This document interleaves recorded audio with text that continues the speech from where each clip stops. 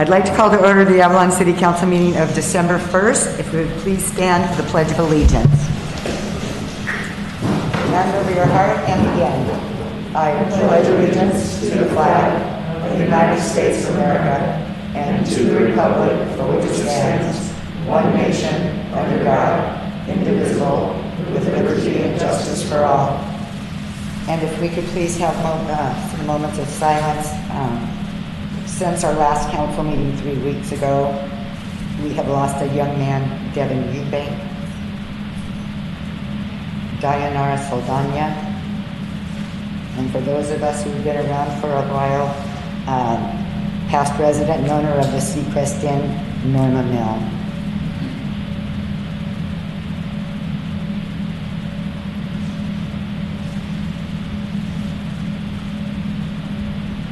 And on a happier note, we would like to welcome Aaliyah Sanchez de la Rosa into the world. She was born about a week ago, 23rd or 24th. So welcome, Aaliyah. Okay, that's it. Denise, the roll call when you're ready. Councilmember Lavelle. Here. Councilmember Ponce. Here. Mayor Pro Tem Cassidy. Here. Mayor Marshall. Here. And for the record, Councilmember De La Rosa does have an excused absence this evening. And we also have Scott Campbell on the phone. Excellent. Okay. And City Manager? Hi, Mayor. I would request that we could take things a little bit out of order. I'd like to go right to Dr. Daniel Davis, who is also on teleconference with us, and he'll be doing another presentation on COVID-19 update. Thank you. Welcome, Dr. Davis.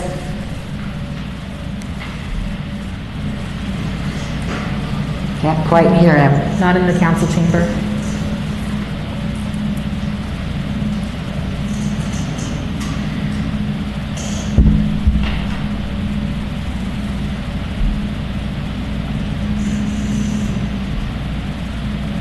Last time I think I actually came in via phone.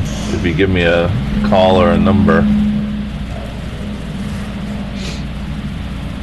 Can't hear him.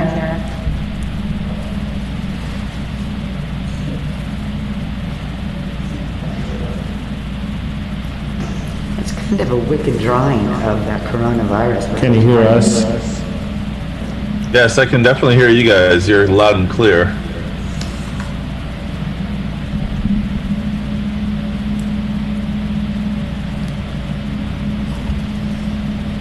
Jingle bells, jingle bells, jingle all the way. How about now? Can you hear us now? I can hear you. If that's Can you Dr. hear Davis me? talking and not Jordan. Are you able to hear me?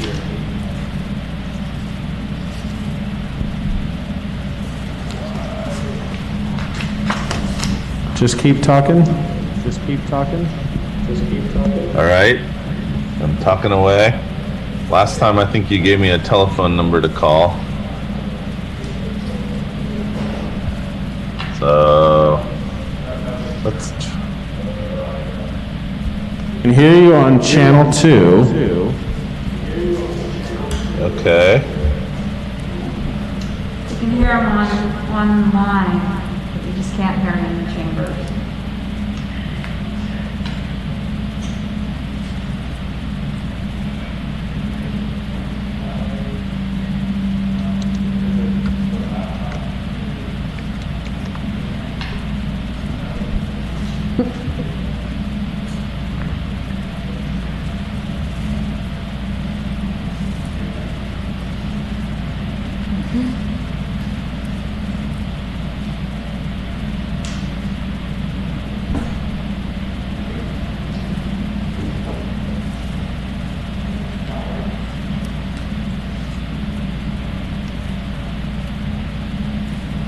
Can you hear me yet?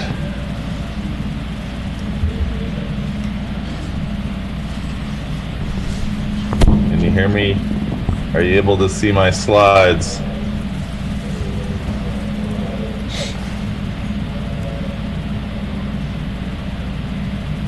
We can hear and change you except for inside the chamber, so I'm going to email you the number to call. Okay. Give who the number to call, Dr. Davis? Oh. Usually they have a secondary line you can call.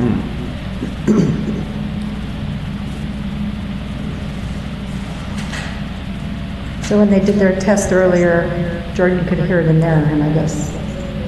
What's that? When they did the test earlier, he must have only could hear it inside the booth, but he wasn't aware it wasn't out here. Oh, okay.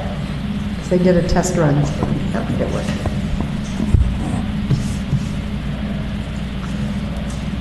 The Christmas decorations in town do look nice. Yeah, they got them all quick too. Really good. Would raise money, maybe you could hire the crews to come and decorate our homes.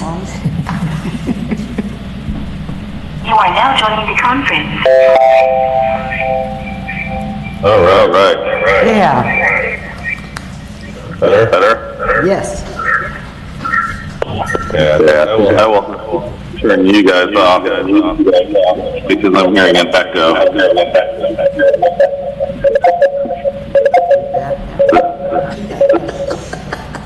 Can you still hear me okay? Yes. Yes. Okay. I can hear you guys in the background, but I'm turning off my audio. And you can see the slides okay? Yes. Yes. All right. Good. Well, thank you for having me back. Sorry for the audio difficulties, and I heard someone comment on the picture you see there, which was done by one of our young Avalon residents, Iris, back in July. But I like this picture, so I was looking for an opportunity to stick it into one of the presentations.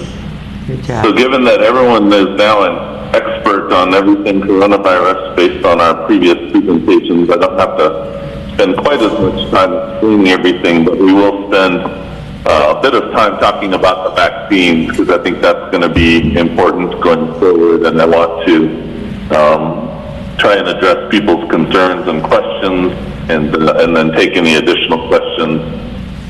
So we will go over our numbers, including our Catalina-specific numbers, and then spend most of the time talking about the vaccine and speculating as to what the next month might look like.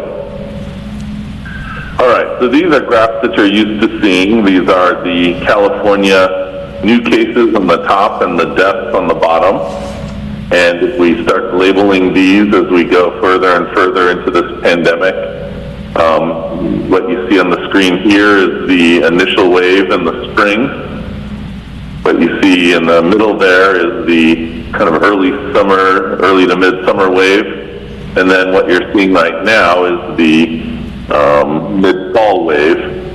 And if we play our numbers game, and the purists will react a little bit because this isn't exactly how you calculate the death rate, but if you're doing quick and dirty calculations at home, you can see that at the beginning we had about a 5% death rate based on the number of cases versus the number of reported deaths. In the summer we saw about a 2%, and what we're currently seeing based on between 15 and 20,000 new cases a day and about 100 new deaths a day is less than 1%, 0.6%. And so it looks like we're doing a whole lot better with the virus, and I think we are doing better for sure.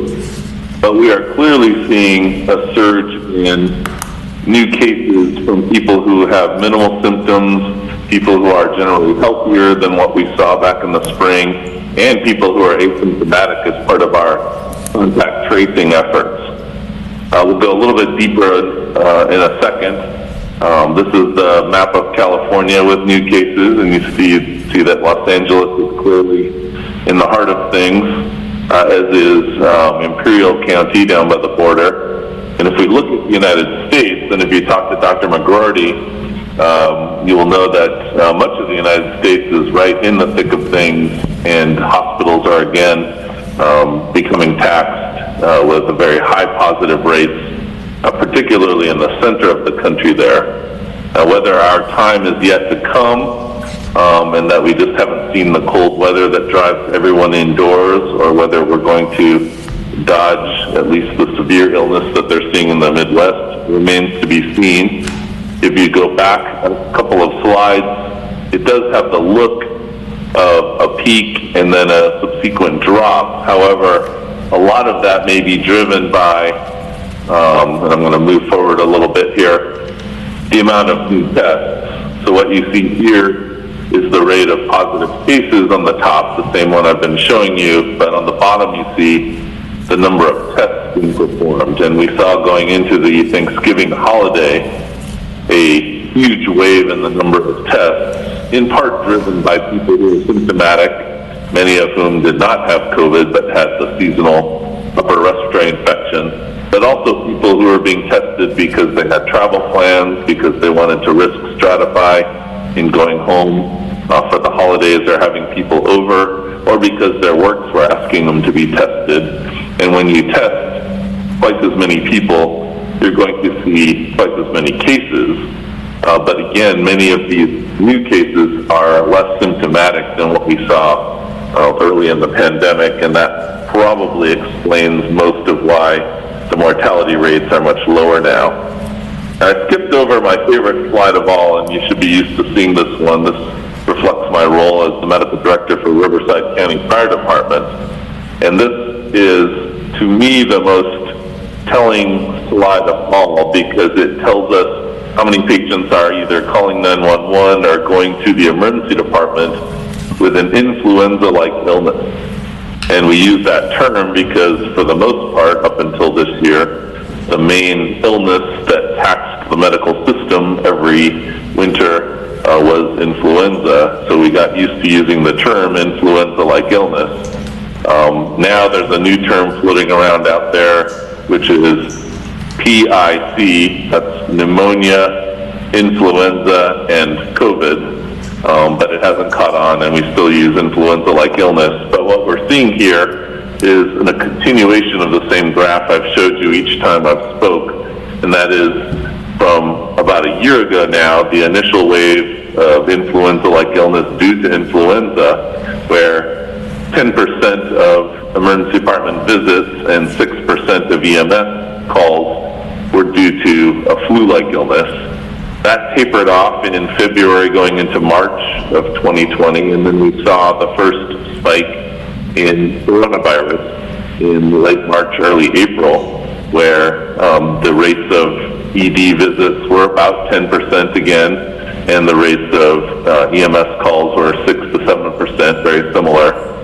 Then in the summer, when we saw a huge number of cases, the rate of emergency department visits was only 3 to 4%, and EMS calls 2 to 3%. And now, where we see record numbers of cases, we haven't budged from 1% for the last 2 or 3 months. So there still remains, at least in Southern California, and that's being Riverside County, a disconnect between a sort of sensationalized reports from the news and what we see, at least in our area, clinically.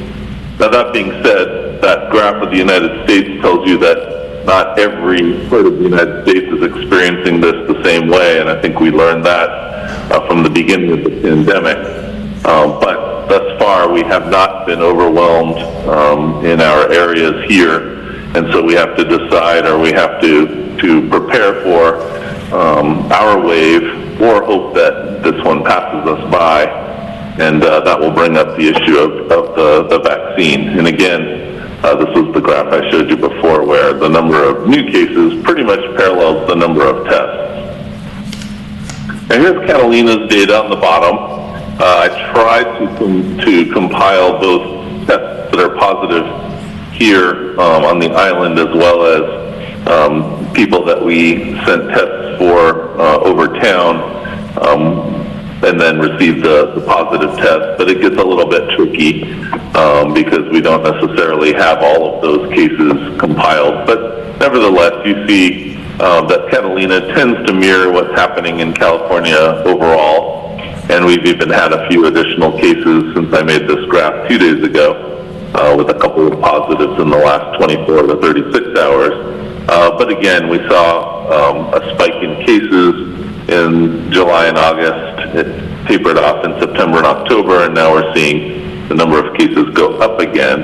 and whether we'll see it come back down or not remains to be seen. Overall, one of the observations that we've made is that most of the cases have not been from the tourists coming in with the disease. Most have been people who live here in the island and went over town, either to the Los Angeles area or sometimes even down into Mexico, contracted it from people they knew, brought it back to the island. So I think our initial fear about the tourists being the main vector into Catalina perhaps was a bit unfounded. But thus far, even though the medical center is not a public health entity and we don't have the right to actually track people down and demand to know everyone with whom each positive case has come into contact, doing it on a volunteer basis has been largely successful in that we haven't seen sustained spread. In general, we'll hear of a positive case or identify a positive case, and then maybe one or two generations beyond that, but there has not been the sustained spread despite the fact that Avalon itself has very high density compared to Los Angeles and to Long Beach, as I showed at one of the very first presentations. And that when we've identified cases, in general, we've been successful at doing what's now being called hospital at home, that is keeping people in their house, quarantined, but being able to gauge their symptoms and even monitor their oxygen saturation values so that we've been able to make appropriate triaging. And that has really been a testament to the coordination between the community and the medical center. The folks that we've had to transfer over have generally done well. They've generally been admitted for monitoring and in some cases therapy, but knock on wood, we've had no deaths directly due to coronavirus. And one of our biggest priorities has been the long-term care facility, which shares walls with the hospital, so we've been particularly vigilant at trying to keep those residents safe. All right, so now let's jump into the vaccine. I made some graphics to try and explain how this all works. And so we're going to start with a traditional vaccine. Here you see my version of a virus. It kind of looks like a coronavirus with those little spike proteins, but I put some other proteins shaped like triangles out there as well. And the traditional way of making a vaccine was to do something to deactivate the virus, either kill it with heat or grind it up into little pieces, do something that then allows it to be safely injected into a person without causing disease, but then allowing the immune system to start to recognize those proteins. And here you see antibodies, my version of antibodies that recognize the triangles, and here's some that recognize the circles. Once these antibodies have been formed, they are retained in the body, at least in the memory of certain immune cells, so that when the virus reappears, immediately antibodies start to emerge and do two things. One, they prevent the virus from being able to attack healthy cells by glomming on to the outside where those proteins sit. And number two, they plant a flag in those viruses so the immune system knows to destroy those viral cells. And so antibodies become the main host defense against a reinfection. Now, what's different this time through? Why didn't we just do the same thing done? Well, it turns out that the coronavirus and other similar viruses are really hard to grow in culture, and so it's really hard to make enough of it to be able to create enough vaccines to keep everyone safe. There are countries that have tried that, and China is probably the most prominent. But the prediction is that they may have trouble vaccinating everyone, and their hope is that it disappears before they need to, because again, it's very hard to grow this particular virus in culture enough to be able to create enough vaccines. So what we're seeing is some different technologies that may ultimately be more effective and safer than the traditional approach. So here I have a regular human cell, and that green thing is the nucleus. And from that nucleus, little copies of messenger RNA are constantly being made. So here you see 4 different colors, and each of those encodes a certain protein that's necessary for all sorts of stuff, for growth, for the immune system, for digestion, for hormones. And so once these pieces of mRNA make it out of the nucleus, then part of the machinery of the cell takes over and starts building proteins, almost like a blueprint. So here you see the green moon, the red cross, the blue lightning bolt, the purple, whatever that thing is. This would be normal function of a cell. Now, somehow we need to get virus protein in there for the immune system to recognize. And these new technologies take a vaccine and introduce mRNA that represents the virus, the viral proteins, into the cell. One strategy is just to take mRNA, encapsulate it, surround it with a balloon that looks almost like a cell. And another strategy is to take a virus that isn't real harmful. And the one that's being used the most is the adenovirus that normally would infect a chimpanzee but doesn't cause disease in humans, and put some of the coronavirus blueprint inside. And each of those has a way of getting it into a human cell, where then the mRNA sits there and gets made into proteins just like it was human mRNA, messenger RNA. So the blueprint from the virus is used just as easily as the blueprint from a human cell to make proteins, in this case, the spike protein.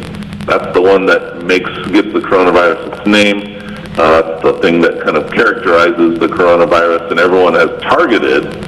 And now just antibodies against that spike protein form and ultimately confer the same sort of immunity.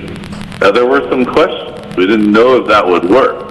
It wasn't ever demonstrated that you could get mRNA from coronavirus, or any virus for that matter, into human cells, or that the human cells would make enough protein to stimulate antibody production, or that the virus wouldn't mutate so fast that by the time the vaccine was delivered, that spike protein was different, and that no longer did the original antibodies recognize that spike protein.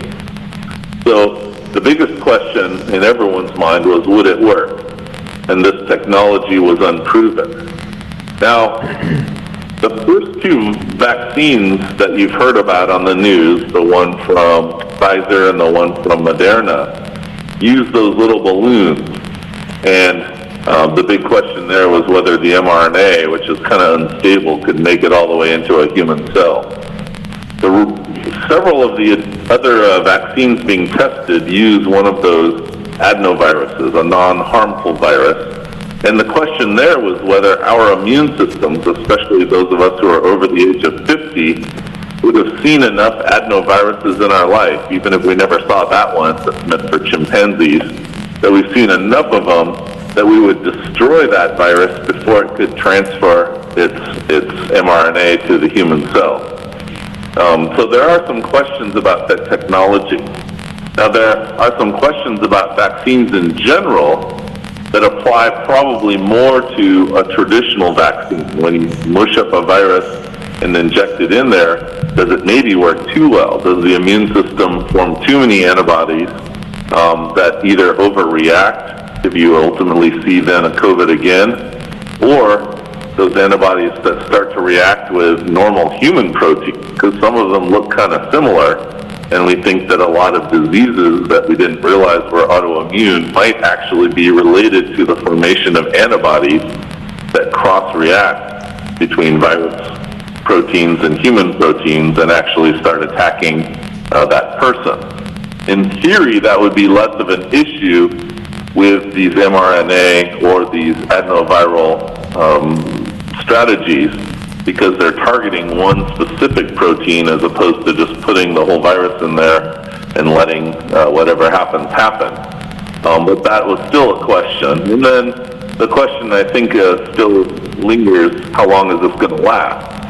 We've heard news reports that antibody levels drop pretty quickly in some patients, and even maybe people who get coronavirus more than once.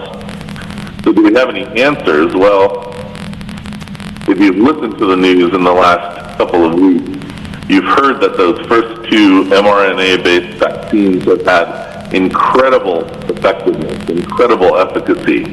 I mean, this is beyond anything anybody could have even hoped for. We were talking about maybe 50% being successful. That's kind of what the influenza vaccine is like every year. And both of them came in with almost identical numbers of 95%. And if really all you care about is people who get really sick, that getting a little bit of a cold doesn't really bother you too much, the Moderna vaccine had 0 cases of severe illness. So that would make it 100% successful in preventing severe COVID disease. Now, granted, they haven't had a huge number of patients yet, but again, the numbers have been so incredibly good that they will probably both get approved and be available for dosing before the end of this month. It's now December. Now, there were some questions about that adenovirus. Like I said, we were kind of worried that it wasn't going to work as well in people over the age of 50 because we might attack the friendly virus that was going to deliver the mRNA and destroy it before it could do its job. But it turned out that there was a human error that has made this really hard to interpret. The first 3,000 patients in their study got the wrong dose. They realized it after those first 3,000 and corrected it, so they have more than 10,000, close to 20,000 with the correct dose. But then it turned out that the half dose did better than the correct dose. And so now they're trying to get it approved at the lower dose, which was a mistake to begin with. And most scientists are saying, hey, wait a sec, you can't do it that way. That wasn't your intent. And in fact, if you look at the two groups, the first 3,000 were younger people, and this is our big concern about this adenovirus, that maybe it doesn't work as well in older people, so maybe these effectiveness numbers are not as good.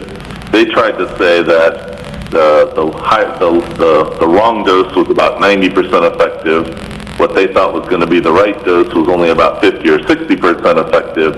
Let's split the difference and call it 70%. What do you guys think? And most people are saying, I don't think so.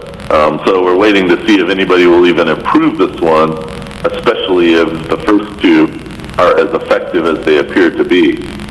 Now, there are some advantages in the more traditional vaccines, especially the first one I showed you, where all you do is try and kill it and put it in a syringe and inject it into your arm. Again, it's going to be hard to produce enough, but the nice thing is that you can keep that in a refrigerator. The problem with at least one of the mRNA vaccines is it has to be kept not just in a freezer, but a super cooled freezer. They apparently have created something they call the pizza box that allows it to stay cold with some sort of cardboard container packed in dry ice, and that it can be delivered to a regular refrigerator freezer and kept there for about a week. And so in our preparations, we are anticipating that we may end up getting that virus first, where we have to use the pizza box to keep it cool for a week and deliver all the vaccines very quickly, as opposed to the other one, which you appear to be able to just keep it in a regular freezer. But some of these other vaccines, you might just say, well, why don't they just pack it up and say, they're not even close to the effectiveness of the first two, and they screwed up their study. Why not just call it a day? But again, it may be that they use some of these other vaccines in places that don't have the storage capabilities because they can be kept in things like just regular refrigerators. We haven't seen any issues about the vaccines working too well, safety issues, etc. There have been lots of rumors flying around, maybe that the Russian vaccine, maybe the Chinese vaccine, but we haven't seen any data yet, so we don't know if there have been any cases where either an overreaction or an autoimmune reaction have occurred. But in those first two, where theoretically that's less of a risk, their data has now been submitted, and they did not see any increase in either of those events. So it appears to be as safe as we hoped it would be such a targeted therapy or a targeted way to create the antibodies. And then the last question, is it going to last? Well, this is where you'll hear a lot about antibodies disappearing after 3 or 4 or 6 months. That's really not the thing that we should be measuring. The most important thing are the T cells. You'll hear about T cells. The T cells are the ones that kind of keep the blueprints for the antibodies, and that they can ramp up production in a matter of hours once there's re-exposure to the virus. And that's a little harder to measure. It's not something where you just draw blood and measure it. So that's why most of the studies are focused on antibodies rather than T-cell reaction. But it wouldn't surprise me if the fact that antibodies fade over time is used to tell us that we probably ought to get a redosing at some interval, maybe on an annual basis, similar to the flu. The last question, which I didn't put on here, but I think fortunately doesn't seem to be as big of an issue as we feared, is whether the virus would mutate quickly enough to where the initial antibodies were no longer recognizing that spike protein, that the spike protein had changed enough to make it look like a new virus. That's essentially what happens to influenza every year. It's part of why influenza is a pain. But we're able to create a vaccine quickly every year, not as effective as we'd like, but still works okay, and that's based on the idea that it's always mutating and the proteins are always changing, so last year's vaccine doesn't necessarily work very well this year. We haven't seen that kind of behavior with coronavirus. For the most part, that spike protein has been unchanged since the beginning. And how are we going to dose this? Well, we just got word about 2 hours ago from the national committee that's looking at this, and their recommendations were fairly similar to what we're seeing from California and from Los Angeles. The first folks out of the two will be the healthcare workers. Somewhere in there will be first responders who aren't healthcare workers, so that would be like policemen and firemen who are part of the EMS system. And they decided to put nursing home patients in that first tier as well. Then the second tier will be some blend of folks who have high-risk conditions, so heart disease, some sort of immunologic problems, so patients who perhaps are in chemotherapy or have other forms of immunocompromise. And then there's a lot of discussion about what to do with folks like prisoners who are packed into relatively small areas and have had high rates, or people who live in areas that have had higher rates than other areas. So they decided not to try to take that on yet because we don't have enough vaccine to get all the way down that line. And you can see from this graph, once you start getting to those populations, you need a whole lot of vaccine. The best guess is that it will be available to everyone probably by the spring, but it will come out in little waves, and that at each step they'll vaccinate an increasing population based on vulnerability. Other stuff really hasn't panned out too well. One thing you will see in the next week or so is a new guideline for quarantining. Probably that if you're exposed but you don't have any symptoms, that rather than getting tested right away, you'll wait for a week or at the most 10 days and then get tested. And at that point, if the test is negative, then you can be out of quarantine. That's still being debated, but it appears that everyone kind of goes along with that. And then, again, that's for asymptomatic people. That could potentially have impact on Catalina and Avalon, given that a lot of the testing that we do is based on someone at work or someone in the household identified as positive. And so rather than rushing to get tested then, especially within the first week where it's likely to be negative, even if it was passed on, the guideline will be to get tested at that 7 to 10 day mark. But at that point, if the test is negative, then the quarantining is no longer necessary. So we will definitely let you know about that. As far as treatment goes, although we'd like to think that that's partly responsible for the decreasing mortality, it's probably not the main reason, probably mostly that the people testing positive have lesser symptoms and are generally healthier. But we are now routinely using steroids. The antiviral medication still requires IV administration, so it's mostly reserved for hospitalized patients. We haven't really seen emergency departments administering the antivirals because they have to be given for a period of time over multiple days. The oral medications that I've been excited about are still under investigation, so we haven't seen any results yet. We heard a little bit about monoclonal antibodies, so instead of giving someone a vaccine, you're sort of using antibodies, either somebody who recovered from COVID and using whatever antibodies are in their bloodstream and just taking the good with the bad, or very specific antibodies that are able to be produced that work against coronavirus. But they haven't been as effective as we hoped.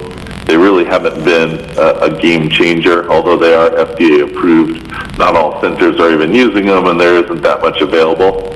One interesting thing is that many of the newer antidepressants also have some activity against one of the immune receptors that seems to be involved in the switch from just coronavirus as a cold and maybe a little bit of a cough to this major immune system overreaction that lands people in the ICU on a ventilator and ultimately leads to their death. And so there may be recommendations over the next couple of weeks to use antidepressants for the critical period of time between diagnosis and the first, say, week and a half to try and prevent that transition from just an upper respiratory infection to a life-threatening disease that has you in the ICU. So don't be surprised if you hear that between now and the end of the year that one of the therapies we have available is an antidepressant, not because any people are necessarily depressed, but because they seem to prevent that transition. So what can all of you and all of we do? This is a critical point. This probably is the most important part of tonight's talk, that if you can hang in there just a little bit longer, we're racing the clock right now. That thing is on the right, in case you didn't pick that up.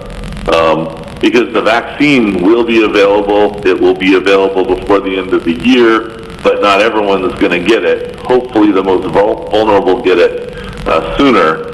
But we're also entering traditionally the worst time of the year for flu-like illnesses. And so this is the critical time to kind of bunker down and do what you're supposed to do. The reason that I included the data that most of our cases have been folks who live on the island, who go off the island and then come back with the disease, is to underscore the importance that we really have control over whether this becomes a raging inferno on the island or not. And that has little to do with us allowing tourists in or not. This is the actions that we take on a daily basis. Whether we're wearing the mask, whether we're mingling with family and extended family to where we potentially are exposing some of the folks who have chronic illness to this. This is the time. And unfortunately for us, Thanksgiving and Christmas happen to fall right smack in the middle of our flu season. If we'd all live in Australia, it would be the opposite, where the flu season would be July and August, and we could pretty much expect nice, sunny, warm weather around Christmas time, but that's not the case here. And so we are entering the peak, and traditionally the peak of our flu season, influenza. We're entering in the time where we tend to spend more time with each other and with our family, and this is when we're seeing coronavirus spike, not surprisingly. So do what you need to do. I am not one who believes that we need to regulate everyone, but I believe that if we give them the information, they'll make the right choices. Keep working with the hospital. We're doing the best we can, and so far, knock on wood, it's been effective in preventing unchecked spread. So whenever you get symptoms, if you can call first, set up an appointment. We just added in a bunch of extra shifts for the telemedicine stuff. So you should be able to get one of the 4 main providers at any moment, any weekday anyways. And so call and try and set something up so we can talk it through. Check the website. We'll put the regulations on there because, again, we're expecting there to be a change in the way that we quarantine over the next week or two. And so that may affect when you're being sent in by your work or when you've had an exposure in your personal life. It may affect the way that we treat that, and that's partly why we have you talk to one of us so that we can figure out what the best strategy is going to be. And I like the term be a patient and supporting each other. As much as we feel like this is a small town where everyone knows everybody else's business and has been at times perhaps not as understanding, I can tell you from living over town, it's been much better than it's been over there. Catalina is like a dream come true for epidemiologists and public health folks, because as scary as this has been, as frustrating as this has been, as devastating as it has been for folks who have businesses here and depend on tourism, this has been an amazingly successful effort by everyone. And if we can hang in there a little bit longer, I think we'll see this through to the end without seeing any major catastrophes. With that, I will take whatever questions anybody has. Are there questions from coming in on you for you, Michael? I have one question that came in. The comment is submitted by Jim Lutyahan. He writes, Dr. Davis, given the reporting that many people in the U.S. state they are unlikely to take the vaccine for COVID-19, how would you endeavor to convince a doubter to take it? Well, I'm hoping that trying to explain it, that's my version of probably 2 weeks worth of medical school in 5 minutes. But I think I presented it much better than any of my professors, not to toot my own horn. But I can assure you that getting coronavirus is much more dangerous as far as the long-term effects than getting one of these initial mRNA viruses. I think people have a little bit of fear of the mRNA viruses because they're new technology, but really the concern was not that they were going to do something harmful, it's that they just wouldn't work. I'm astounded that they've worked as well as they have, because putting a little squirt of mRNA into a little balloon that's basically like a bubble of soap, putting that in there and expecting it to get into human cells enough to where we start making the proteins that normally we would have had to smush up a virus to make. I didn't think it would work, and it didn't work in the initial trials. So the fact that both of them have come up with the same numbers is amazing to me. But the concern that it's somehow dangerous because mRNA is unstable, that's just not how the biology works. This is very targeted, and for me it feels very similar to what's happened in cancer therapy, where now if you have a cancer therapy where we have a specific molecular target, you can get chemotherapy that is basically a pill that doesn't cause a lot of side effects and is much more effective than 20, 30 years ago when you would have gotten blasted with chemo that just took your entire immune system with it, and your hair and your gut, everything else in your body. This is very similar to the way these vaccines work. So this is like targeted therapy, and everything has come up in our favor. So if people are worried, I encourage them to ask questions. You can access us via email or through the server, or Tina Min, who's our communications director, she sends a lot of the emails to us when it becomes a very technical question. But the biggest concerns about vaccines are that they're so messy that you're throwing a bunch of proteins from the virus into somebody's body, and it's causing either an overreaction or a reaction to something that's going to attack yourself. And that just isn't as much of a concern with these. And given what we're seeing, and I think I've mentioned before that I'm responsible for one of the curricula that trains healthcare providers around the country on COVID, so I get to see a lot of the data early on. Catching coronavirus leaves you with a lot of long-term effects. and the post-COVID syndrome is something very real that probably has to do with that overactivation of the immune system. So I would much rather take my chances with any vaccine other than getting coronavirus, and I would much rather take my chances with an mRNA, which is very targeted and very specific to one protein, and just thank our lucky stars that it has worked as well as it has. But that's the best I can do to try to convince someone. I don't know if people want pictures of me getting mine, but I'll take it as soon as somebody's willing to give it to me. I tried to enter a trial, and they didn't need middle-aged white guys in the trial, unfortunately for me. But I wanted to be front and center, so early on I was trying to be part of the Moderna trial. They just never called me back because I didn't fit the demographic that they needed for the study. But yeah, I have less fear about this technology than any vaccine that's come before. And that, again, I'm just amazed at how well it's worked.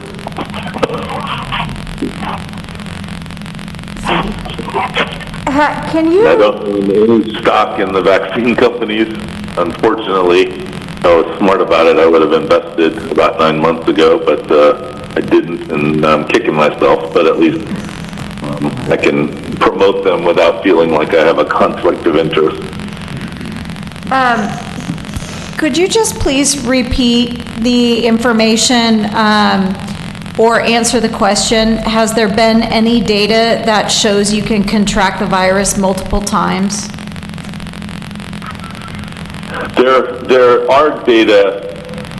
So let's see. I have to figure out how to answer that. So part of the problem with that is that there's a subset of people who get COVID, maybe 5%, 10%, somewhere in that range, who keep shedding virus from their nose for months and months and months. For a while, we thought that was just a long infection.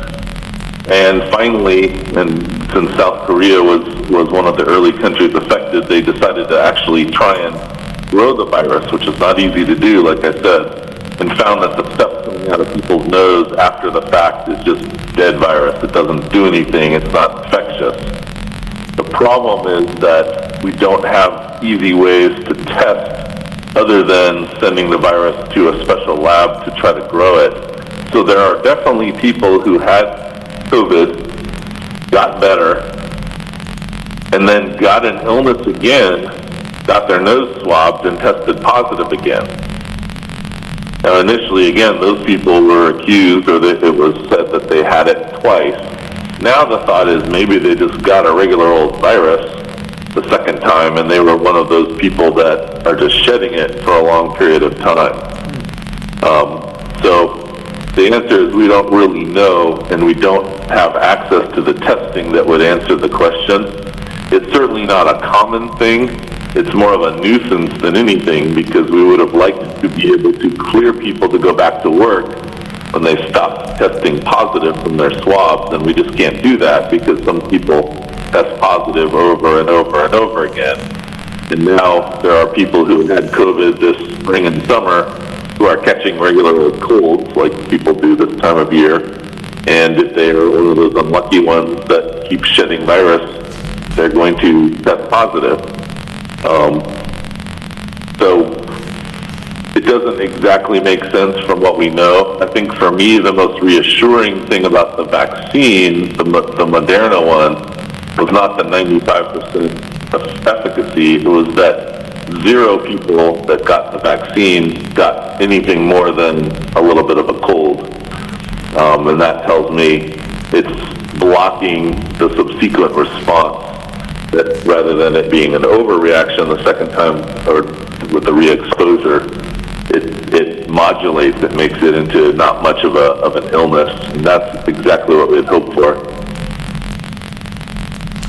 I have one question. I think it says y'all have tested about 1,379 people. How many of those would be duplicates? Oh boy, that's a good question. I would just be making a wild guess. That would be kind of a Lyra type question.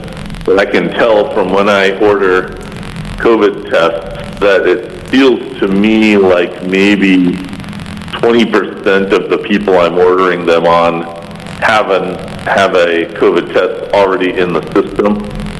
That would be a wild guess on my part, but somewhere between 20% and a third, so maybe a quarter of people. Right. And then, like you say, like if I go somewhere and I'm gonna have my eye done, I'm gonna have a COVID test. So what percentage of the 1,379 you think are people that feel they have, well, I guess it's not many because we've only got 41 cases, so that's the answer. Never mind, I answered my own question. I'm good. Kelsey, any questions? Any more, Michael, from the audience? No. I have one more question, and might be kind of a ridiculous question, but I'm just curious, why has this vaccine been so easy to develop as opposed to other vaccines for other different things that have years and years and years and years and years, and we don't have a vaccine for them? Why is this one so easy to develop? Or the appearance that it's easy to develop? Yeah, well, certainly faster. And I think part of it was that there was so much funding poured into these companies that they were able to do trials with 30,000 people in a matter of weeks. And we've never seen that before. It takes usually years to enroll that many people. And there isn't that sort of breakneck, let's get everybody enrolled. Now, normally there wouldn't be, you wouldn't be applying for emergency use authorization on a vaccine. That's not something that we, it may have come up with Ebola. I don't know the history long enough, but in general, a vaccine would have been developed, slowly over years, and there would have been some time to wait and see, how long the immunity was going to last if people got it 2 or 3 years later. Most viruses are not ones that would kind of cycle through rapidly every year. And so, if you take something like measles or chicken pox, for example, it's always kind of around. And so when you're testing a kid, you're testing them to see from the point they got their vaccine at age 5, and you're waiting to see, did they get it at age 12? Did they get it at 15? Did they get it at 20? And now we know that the chickenpox vaccine has to be redosed when we're older to prevent shingles. So it's these sort of long studies looking for infection over years to even decades, looking at long-term side effects, but most of those appear fairly early on, and then not having the ability to enroll tens of thousands of patients in a matter of weeks. So, the idea that are we cutting some corners, the two pieces we don't know about, could there be some really long-term effects? The answer is yes, there could be. I don't want to lie and say, oh no, we've waited enough time to know that there's not going to be. Most of the immunologic effects you see a little bit early, and so I think we're feeling pretty good that we haven't seen any increase, any change in the signal, but long term for us now means 9 months, and that's not that long. But again, I can tell you, working on this COVID curriculum, the long-term effects from getting COVID are very real, and those are not small. So that's where I would much rather take my chances on the vaccine, which is targeted, than getting COVID, even if I don't die from the disease. Even not being able to taste wine, that would diminish the quality of my life.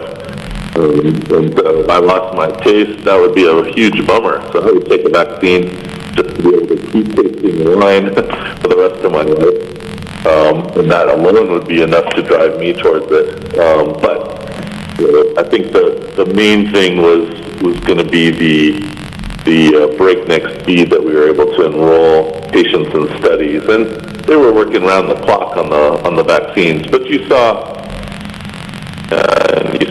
England, come up with, and then Germany come up with vaccines in the same time frame. So I think everybody poured everything into this to get it out there, and the patients at breakneck speed, and that's why we're seeing a vaccine a month later.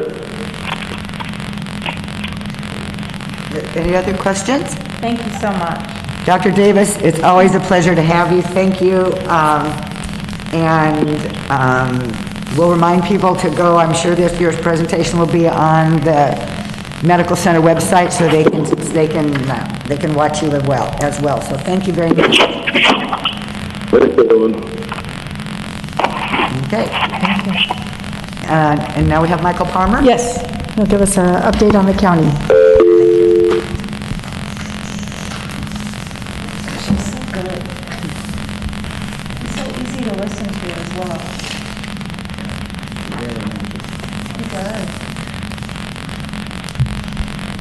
There's an interesting chart about duration of making vaccines from the CDC. If you ever want to check, they just put it out like a couple days ago, I thought, and basically details how several hundred years ago it was decades or even hundreds of years to create vaccines, and it's gotten shorter and shorter and shorter to the point where this is almost within a year of creation.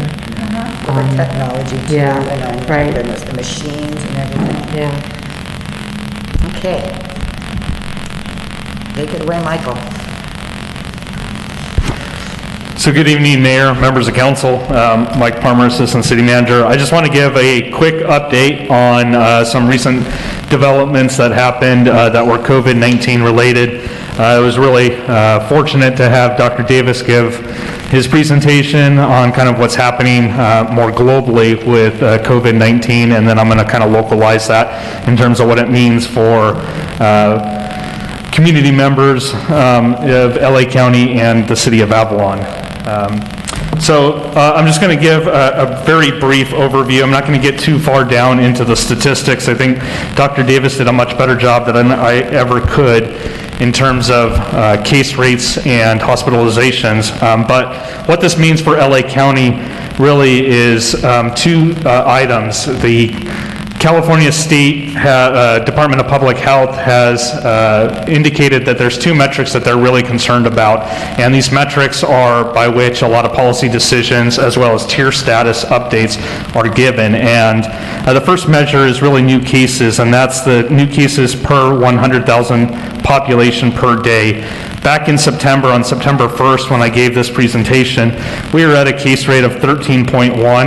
Our November 28th / December 1st case rate is now 40.3. If you adjust it for the tier assignment, we're at 20.2. So you can see that's a substantial difference from September to where we're at now.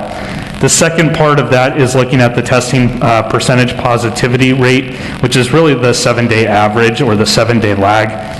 We were at 5% back in September, and we're now at 7% as of today. So those are going up as well.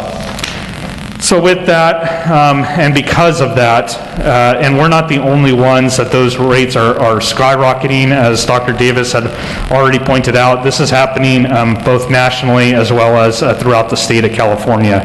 99% of counties, or the population rather, are now in the Tier 1 status.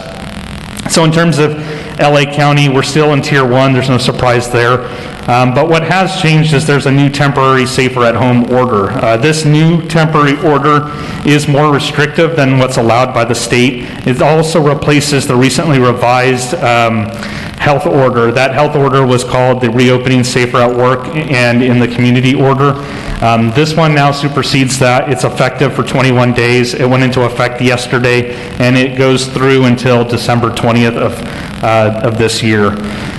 Basically what this is doing is it's aligning with the state's curfew. The curfew is in place between 10 p.m. and 5 a.m. and this really prohibits a lot of activities from happening. A lot of stores must close. Anybody who's not engaging in essential activities are asked to remain at home and refrain from going outside. Some additional information and guidance can also be found on the website at publichealth.lacounty.gov, and you can click on the link there, and we'll make this PowerPoint presentation available for our community members.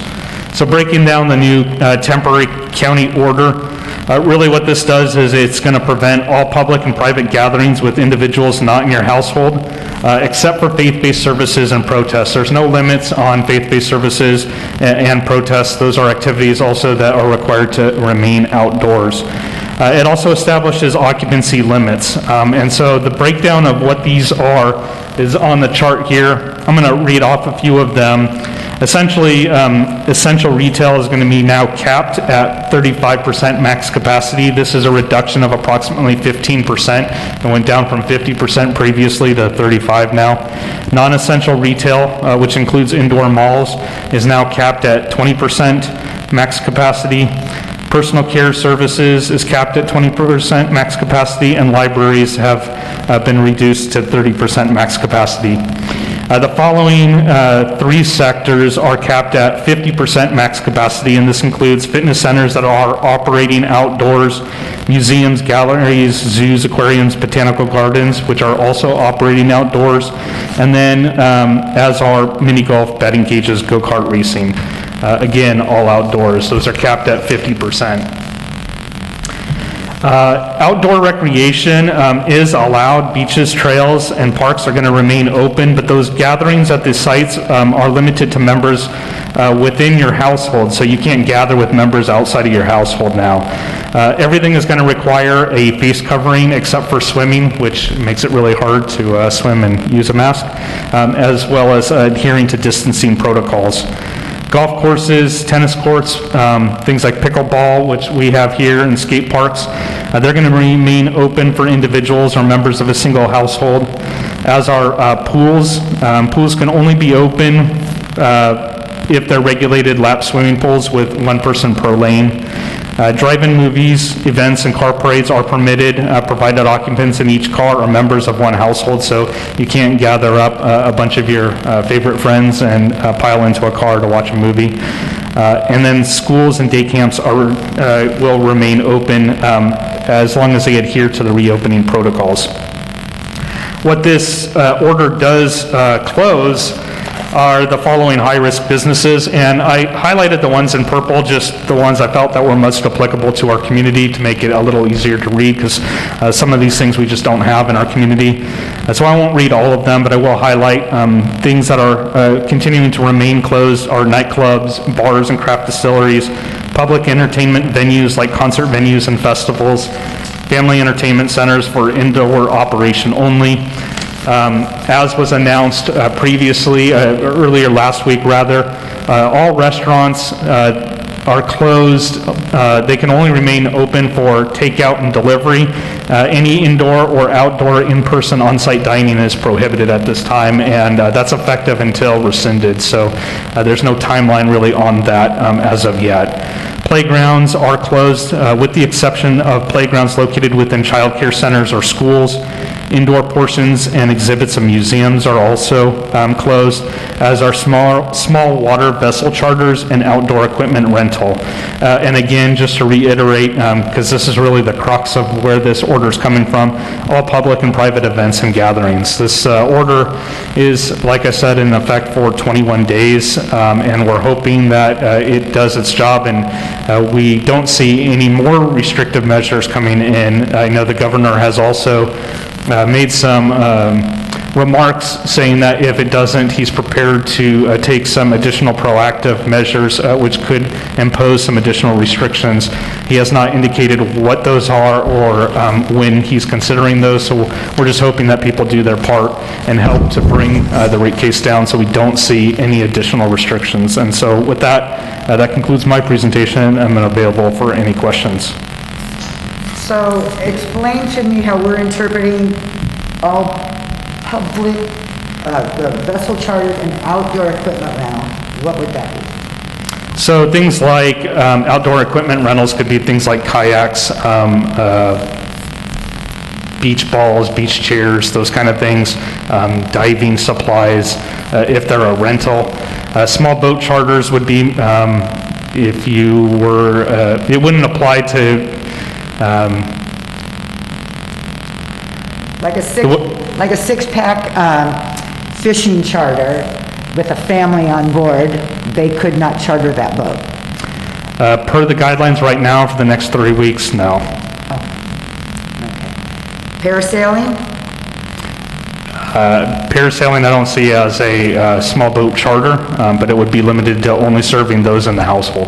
Okay, I want to make sure, because if people are out there and listening and concerned, I want our kind of take on it, so that we're all kind of on the same page if we get asked. Can you think of anything else along that line that's,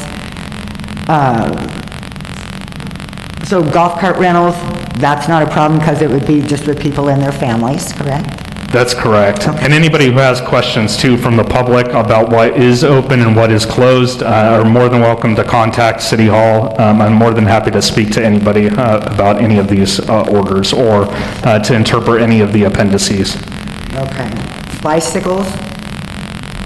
I don't see anything in there that prohibits bicycles. Okay, that's outdoor equipment. That's not considered equipment. I mean, I don't want it to be, I'm just... A bicycle, I would argue, is a a form of transportation, and it's not an equipment rental. Okay. I just think that this is not very well thought through, and I think it's ridiculous, quite frankly. Playgrounds, except for playgrounds located within childcare centers, I mean, come on, you have more little kids in childcare centers running around playgrounds than you do in our parks in Avalon. And again, you're restricting, unless you have the money to pay for somebody to go to a private school with a playground, you're taking something away from the general populace that others are able to have, and I disagree with that. In terms of small water vessel charters, singling that out versus other activities, I think that's ridiculous. I mean, why is it okay to get into a Jeep tour with 6 other people, regardless of if you're in your own family or not? You can get into a Jeep tour, but you can't get on a fishing vessel with your family? I mean, it's just not right. And I understand wanting to be safe and wanting to limit the amount of movement, but you either limit the movement or you don't. I mean, picking and choosing, I can go rent a bike versus rent a golf cart. What is the difference? I mean, that is not right. So you're saying that one business can have activity, but another business can't? And I'm finding the whole thing so frustrating that it doesn't, at this point, I think that Avalon needs to be looked at a little bit differently. And, you know, our form of outdoor dining is far different than outdoor dining that you see in Long Beach or on 2nd Street or anyplace else. I mean, those outdoor dinings, those seats are not 6 feet apart. They're not necessarily socially distanced. But you go out here on our beach and the tables are 6 feet apart and there's no walls anywhere. There's no tents. It just, you know, I mean, at some point, we need to maintain sustainability. And if we're going to go back down to 15-20% visitation to the island, I'm okay with that. But to close the little bit that we have is just, I mean, it just, to me, just doesn't seem very thought through.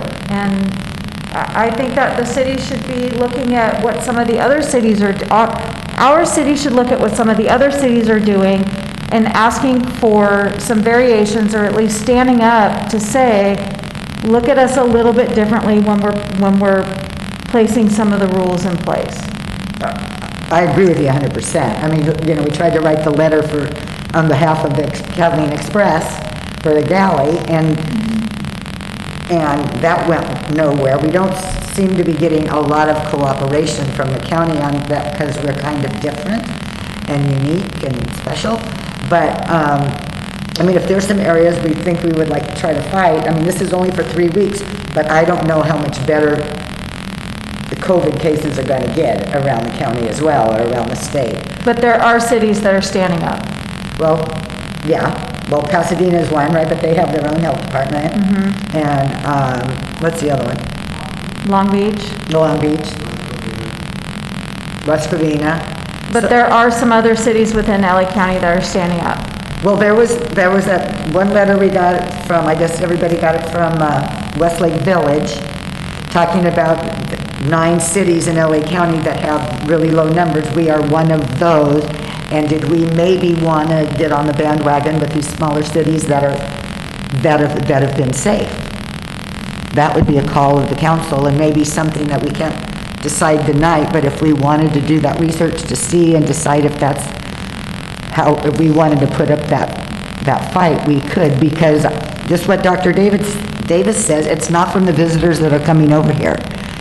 We're kind of doing it to ourselves by individually traveling or traveling with families. So I don't know how much we want to fight. And I don't know if there's any consensus to that. Councilmember Cassidy, are you requesting during this time of the 3 weeks that the county has closed us down for certain items, or just in general, even when that gets lifted and if we're allowed to have outdoor dining again? Or you have specific things, Councilmember Cassidy? Well, I could probably spend the next couple hours lodging concerns whether this is closed and that's closed, and I don't think that's the right use of our time, but I would like to, clarify, either no activities or we can have activities, and I think that, going out on my boat is not any different than getting in a rental vehicle and doing a tour. It doesn't make sense. So I would like to reach out to LA County to clarify, and also our parks are not the same as parks on the mainland. Our parks, at least I can speak to 3 of the parks here, they are not parks that are used by visitors for the most part. The highest percentage of the park usage for 3 of our parks is our locals. And, now we're going back into people being locked down all this time in their houses. Who's looking at mental health? Who's looking at how good it is for us to be stuck in front of a computer screen for all of these hours or locked in a home? I don't even hear anybody talking about that anymore. I don't even hear that really talked about on our weekly meetings with the county. And those are concerns that I have. So I'm willing to fight to keep our parks open here for our locals to be able to take a break from the computer screen and, have some, if you can do all these other things and they're just picking and choosing, I just feel so strongly that it's wrong. I have a couple of things. One is, they're just saying not the playgrounds, right? That they're not supposed to get on the equipment. We'll be closing the playgrounds, part of the parks. Just the playgrounds. So you'd still be able to use the park. That's correct. Are we still allowing people part-time out on Joe Machado? Yes. Okay. So it's not taking away, and from what has been said, it's us giving ourselves and passing this on, not coming from visitors. It's from us going over there, not doing the cautious things and bringing it back here. So I'd have no problem with our youth not being able to get on playground equipment in Avalon. As long as they still can run around, throw things on a park, throw things at Joe Machado, and get that activity out, yes. And I think my other question is, if a small vessel went out on a charter, what are the consequences if they went out and did that? Well, the order does not define, number one, small vessel charters. I just double checked. It's probably in some reopening protocols. If caught, LA County would send out an inspector, issue a report, and there are potential fines that are associated with that. Okay. Because history in Avalon is do it and then apologize later. I'd rather not have to do that, but it's ridiculous, some of the things that they put down on this. My other question is, Saturday is the beginning of Shop Avalon Week. They're going to turn it into a week. And Rotary was going to be doing a gingerbread house contest. How does that affect us being able to still do that? My advice would be nothing in there prohibits that from happening, but limiting any activity to one household and members of that same household would be paramount, and making sure that you're adhering to all social distancing protocols that are in place. There's a lot of different ways to do gingerbread contests. People can drop off one at a time, the gingerbread onto tables. Judging can take place individually. Winners can be announced without having crowds or anybody gathered there. So there's definitely workarounds. I think it's That's just... kind of the plan right now. I just want to, what I was worried about is not being able to do the event, because I agree with Cindy. We have been cooped up, and this gives the community the ability to get out and do something. But the whole plan is to be social distance and to control how people go through, so. I know and that- I'm sorry, Michael, I know that Dan has been working closely with Jim at the Chamber on that, and I'm sure during Dan's report, he'll be reporting out on these activities. And they're very conscious of the protocols. And Michael, I don't want to lose the thought, but just as an argumentative point, it's okay for CKB to keep their playground open, and anybody who pays to go to CKB can play on the playground. But you can't go to a city playground if you're not paying And for school. but my thing with that and- is that we're not out there monitoring that equipment. We're not wiping down that equipment. Over here, it is supervised, and they are doing that over here. They're cleaning all the equipment. That's how I see that as why it's done the way it's done. And it's the same children in 2 pods, you know, so it's not like a bunch of different kids. And But I mean, I temperature agree checks. with you, Cindy, especially now that it's winter and the numbers of people coming over with children is less. There's really, because I think the rule was like 5, no more than 5 kids on the equipment at a time. Seemed to work just fine, Right. you know, And I agree, we should not, I think it's silly, but here there is control, here there isn't. That's the only way that I see that. but I But, think there's the longer term. and I had somebody post something on Facebook in regards to everything that's going on. And I had been thinking all day about what they call our greatest generation, the generation that lived during World War II and sacrificed during World War II. And in anything I've ever read, it was, we're in this together. We're going to get through this together. And that was 3.5 years of devastating war. And I'm sorry, but wearing one of these damn things, washing your hands, and distancing is a lot less than what they went through. And that we sit here and we whine about the conditions that we're going through right now really pisses me off. Because they gave the ultimate sacrifice. My mother grew up during World War II. She's told us stories of the rationing and the things that they didn't have. We have so much right now that we can do that they couldn't do then. And so this whole, it just, granted the logic in these orders that come out just make no sense. But we're in this, we haven't even made it a year, it's been 8 months, and that we can't make it that 8 months right now, I just find it hard to comprehend that generations before us have done so much more and sacrificed so much more than we have, and that we've become the spoiled, all about me generation, and it's just really hard to take. And that's a personal thing, but that's just how I was looking at things the other day, and it's just really frustrating. I think it's very fair to have a personal opinion on it. My issue has never been about wearing a mask, wearing it or not wearing it. That's not my concern. I'm watching businesses close one after another. People who have spent generations building businesses in this community. People who have spent their lives, everything that they have, building a business. And they're losing their businesses. And there's a lot of places where there is no funding available. There is no help. People are simply going broke. And I do care about that. I do have feelings for that. We have a lot of people, a lot of business owners that care for a lot of people in this community. The unemployment doesn't cover the expenses for people who live in this community.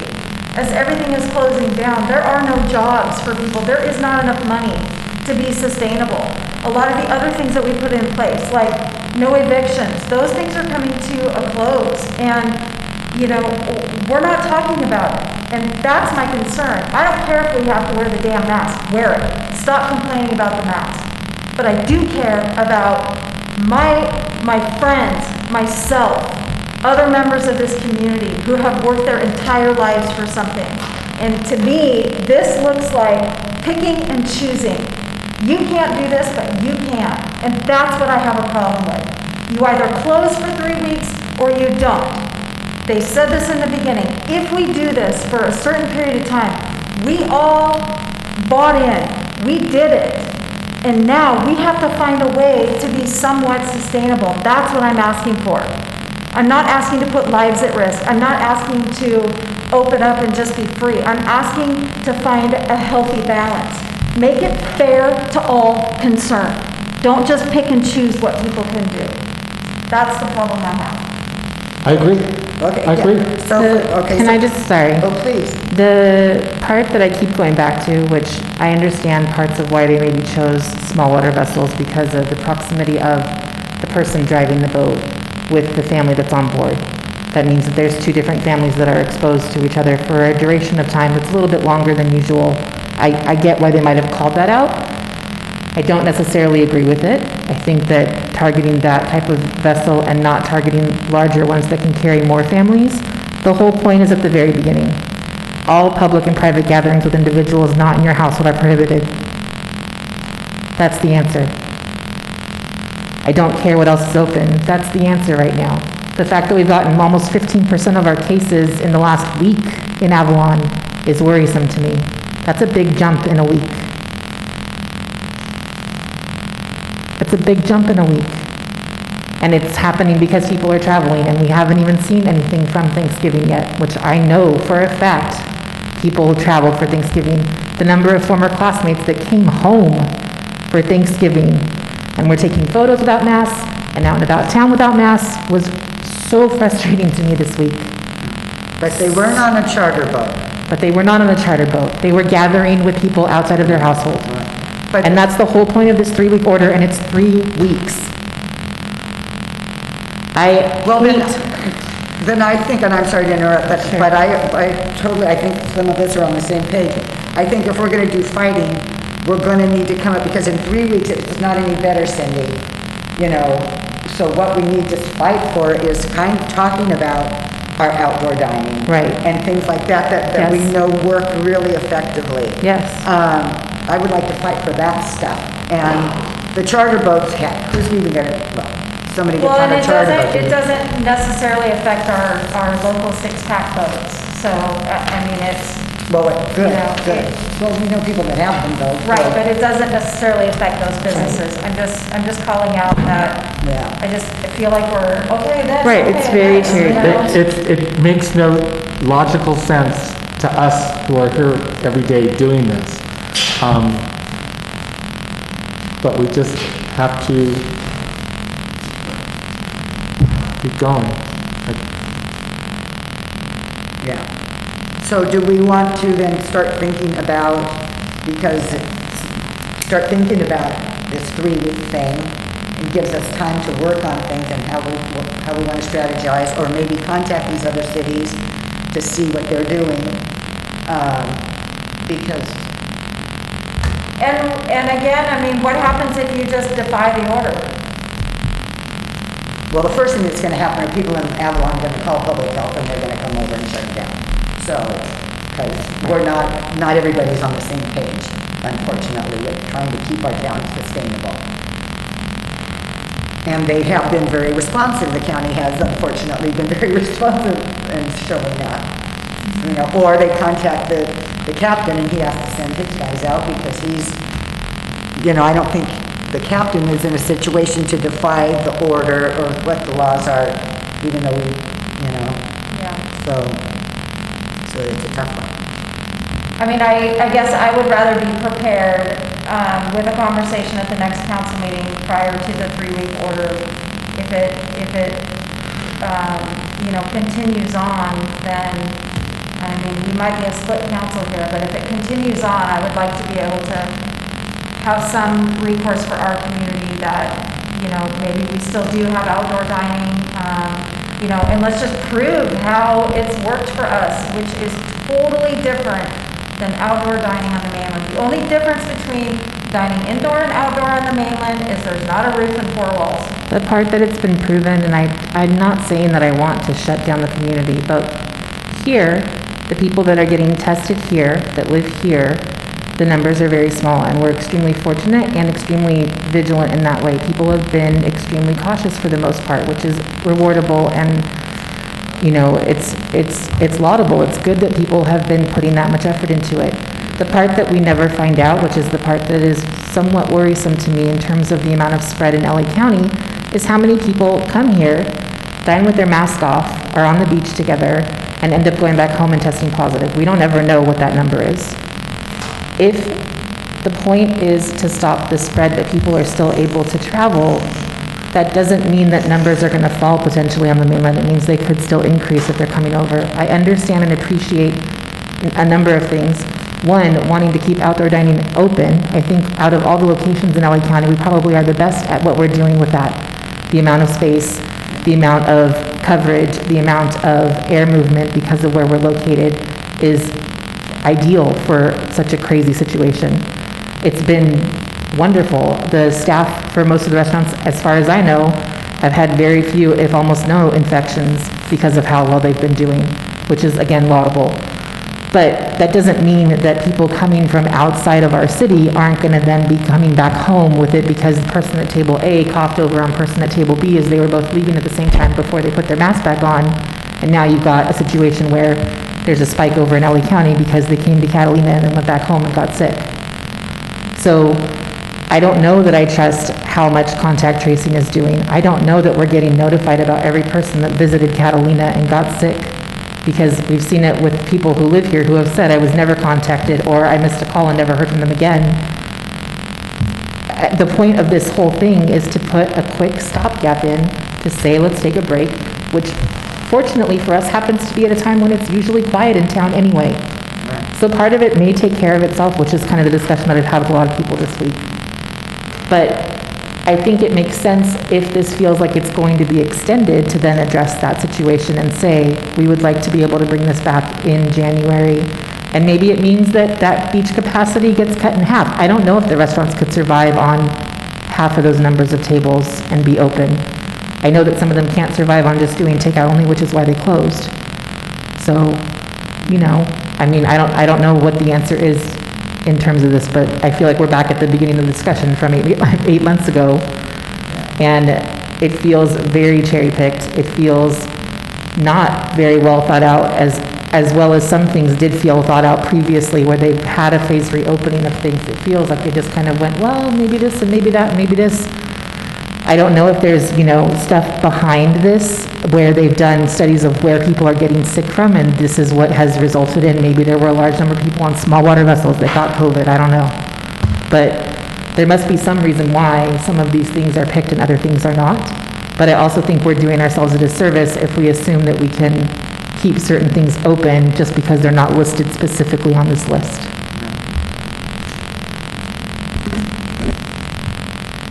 And so, Between now and the next meeting, I think we need to individually come up with our ideas and present them to Denise for compilation of, where the order sits today and what we think might be coming from the governor in the next couple days and what we feel is more appropriate for our community.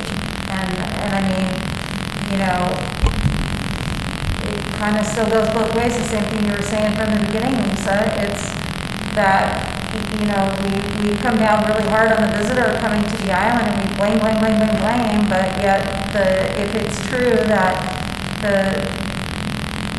the results of positive testing is because of our locals traveling, then maybe that's the problem, So why are we pitting it on not having visitors come to the island when maybe we should be traveling?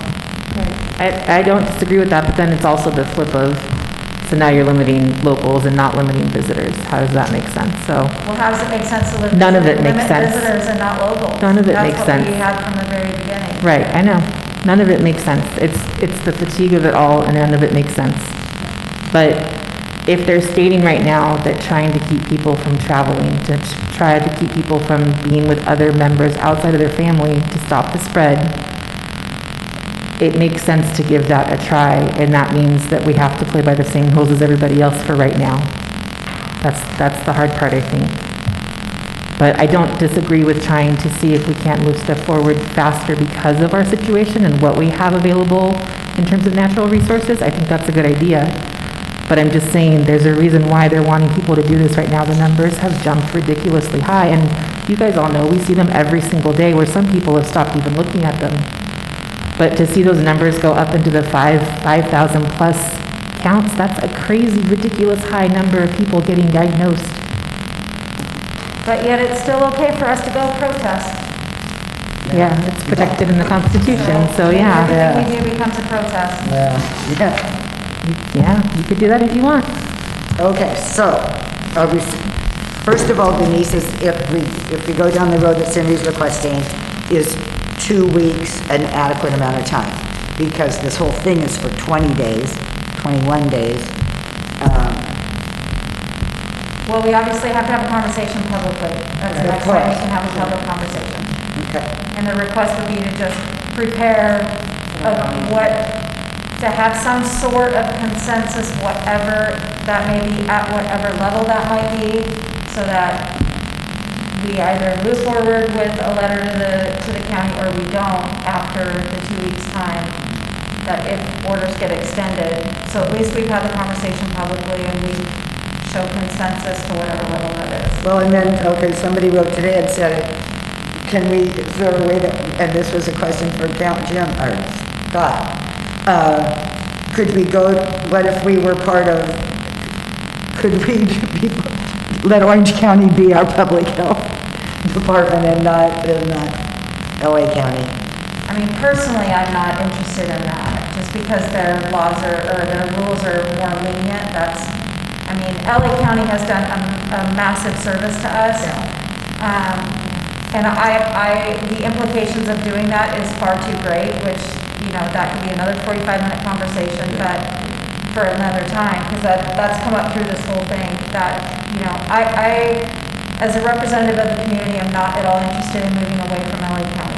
I am, however, interested in seeing what we can do to work together to mitigate the needs of our community. Right. I do not believe that we could pick and choose which parts of LA County that we would want. We would have to separate everything. We have our landfill, we have our sheriffs, we have our paramedics, we have the interior of the island. It's very convoluted. No, I appreciate that, thank you.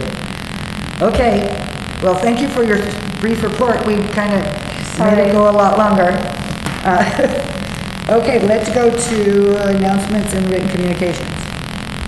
I've received, I know I have, I don't know if the rest of the council has, at least 2 written communications regarding the conditional use permits ordinance that will be on the next city council meeting, and that will be part of the agenda packet at that time. I also will be placing an article in the paper if the consensus right now is I was going to, in light of the new county regulations and what the governor has been saying, to just notify the public that we are still open Monday through Thursday, but it will be by appointment only, so all you do is call and then we'll get you into an appointment, and that's just to prevent people, 3 or 4 people being at the counter at the same time. We are doing social distancing though, and masks are required coming in, so we just thought we'd give that a try. And because we do get communications from cities on a listserv, like all the city clerks, and just they ask the question, what is your city hall doing? What are you doing for council meetings? And a lot of them are doing Zoom, no in person. So anyway, so that's one of the ideas, is to do appointments only for all city hall interactions. Okay.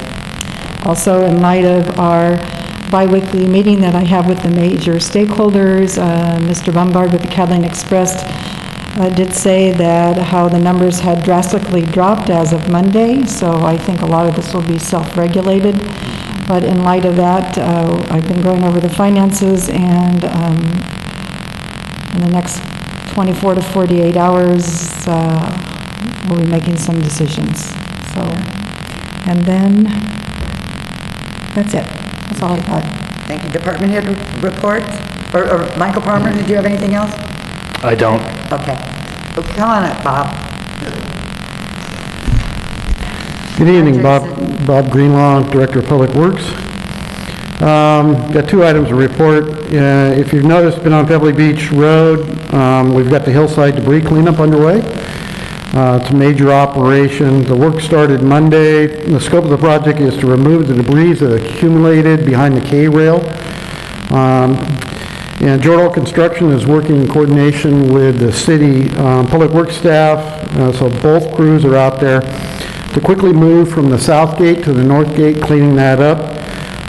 Major portion of the cleanup and the fence panel replacement will be completed by the end of next week. The major portion of the cleanup will happen this week, but then the city staff will be putting the fence panels back up. Remember that we already purchased approximately about 25 new fence panels, and they're on site and ready to be installed.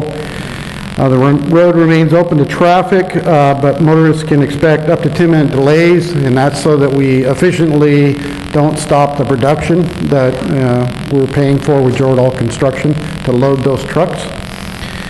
And then we also, if everybody notices, on Crescent Avenue, Pebbley Beach Road, and also on Sumner, we've done our high tree trimming. So we do that in conjunction with the Island Company when they bring over West Coast arborists. And for those trees or palm trees that we can't safely reach with our equipment, we get that professional crew over here, and they took 2 days' time, and you notice that we did all that in 2 days. So that's a very good, high production rate, and it's safely done, and it's done for, it's done for a couple days within the season. So we're thankful to the Island Company that we're able to share, that arborist tree trimming for 2 days. We also split the barge costs with them to be able to do that. Just a question on those trees. Because some of those palm trees are 50 feet tall, I don't know. Yeah, taller than that, yeah.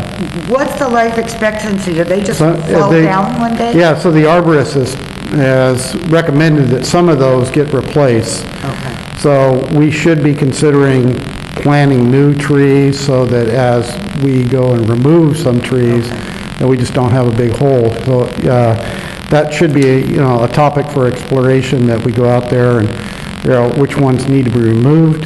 Okay. And what size tree that we can put in there, so we don't just get a short little tree to start, so that we can get something to get going quickly. And then hopefully, within a couple of years after that, then we remove some of those trees. Because yes, that's what will happen. Eventually it'll snap. Okay. Plus right now we use the hoist, the bucket to get up to the top. Some of those we have to climb. Yeah. And they won't even climb them anymore because they're not safe to climb. Yeah, so. Right. Okay, thank you. Okay, thanks. Thank you. Anything else for Mr. Greenlaw? Nope. Okay. And here comes Captain Hawkins.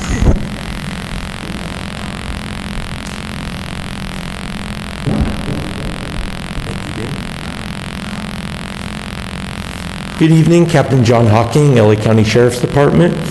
I just wanted to remind the public that no matter what you think about the health order, if you're in favor of it or against it, it's not the business's fault. Whether it's the restaurant or the essential businesses or non-essential businesses. So don't take it out on them. They're trying to comply, they're trying to stay in business, they're trying to do all these things. So take what they're dealing with a little grain of salt.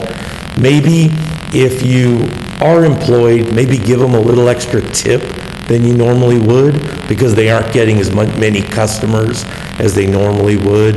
But just remember, and I think, if it's okay to quote Judy Rios, be nice to each other, because we're all going through this and it's frustrating. And I see Cindy's frustration and I see Mike's frustration. I mean, the whole council, Lisa, and we're all dealing with it, but don't take it out on the businesses. They're trying to do the best they can.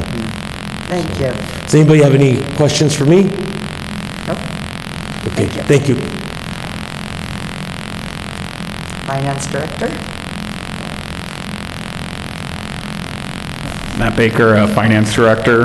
On a positive note, the numbers we have had for the first 4 months of the fiscal year, so again, October numbers don't typically get reported till the end of November. All 4 months have exceeded our revenue estimates, so I'm happy to report that from a revenue side, at least looking backward, we're exceeding where we thought we would be in the budget. The challenge is kind of forecasting in the future. You know, I get the same reports everyone else gets to see, and we got to make decisions on, you know, not only what we've experienced, but, you know, where we see things heading, at least in the next couple months. But the next meeting, I'll have a little more detail as far as the specifics of the numbers. We're still waiting for a few businesses to report for October, but on the whole, it looks like in almost every category, we've exceeded our budget estimates, and in some instances, we actually exceeded October of last year's number, which is very positive, kind of heading into this uncertain period in the future. Like I said, next meeting I'll have more specifics, but at least looking backward, we've had a positive start to the year, and it's just the uncertainty looking forward, so.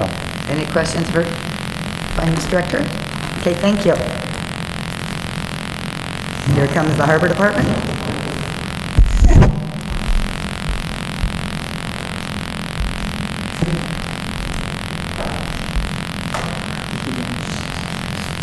Lauren Karstaffen, Avalon Harbor Master.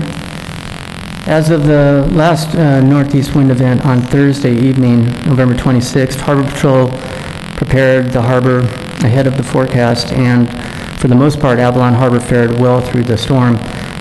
We do appreciate the boaters that departed to safer harbors to hold out that evening.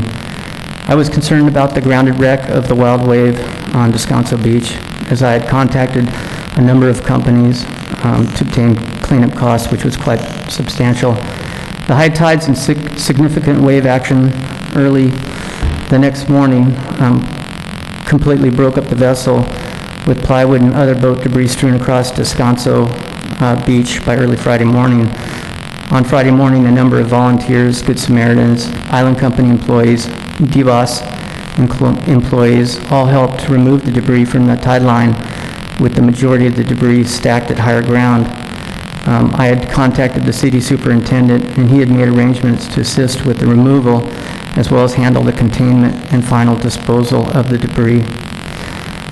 On the water side, Los Angeles Sheriff's Department, Harbor Patrol, and other Good Samaritans fished out the larger pieces of the vessel and took them to the mole crane for disposal.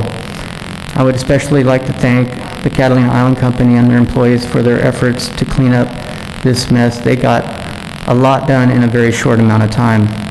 Only with the efforts of everyone was this mess able to be cleaned up in a relatively short period of time. Outside of the Avalon area, in the area of Frog Rock, a 38-foot sailboat that was at anchor also fell victim to the northeast wind conditions and was grounded Friday morning. The owner was not on board, but was located safe in town. This week, Avalon Harbor Patrol is carefully watching another possible wind event forecasted for Wednesday through Friday. So is that boat still aground? The sailboat's still aground. And so what does that mean? What's going to happen?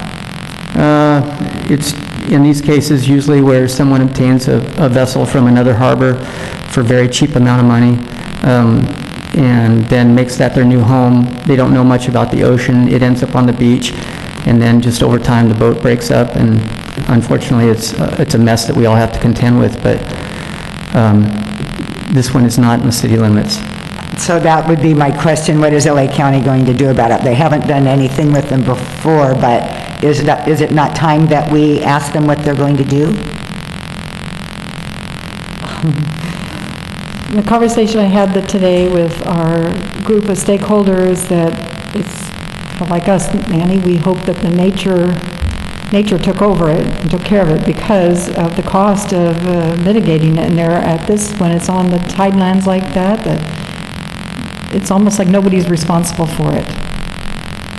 It's very unfortunate because the wood floats in and it can get into our harbors, can get into the engines of boats, but...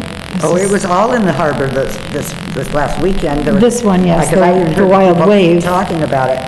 But, and so the guy has no insurance, kind of like the other guy. And so he's just going to let it, who's going in and taking everything out of the boat and all of that? Has that already happened? Well, that is something that, through the Coast Guard, we work with the pollution control experts, and then they'll usually make a decision on, since there was not a sheen and there was no pollution observed, that's the first step. And they kind of mitigate their response based on what is showing. One of the things going forward that we're trying to do is have grant funding available between us and the Sheriff's Department that we would have applied for, and then try to utilize those funds for the wreck removal. But it's quite expensive to do these things, and it's a new uncharted area, because a lot of the times when it's on other beaches outside the city of Avalon, it's just considered a wreck, and it's almost like nobody, out of sight, out of mind kind of thing.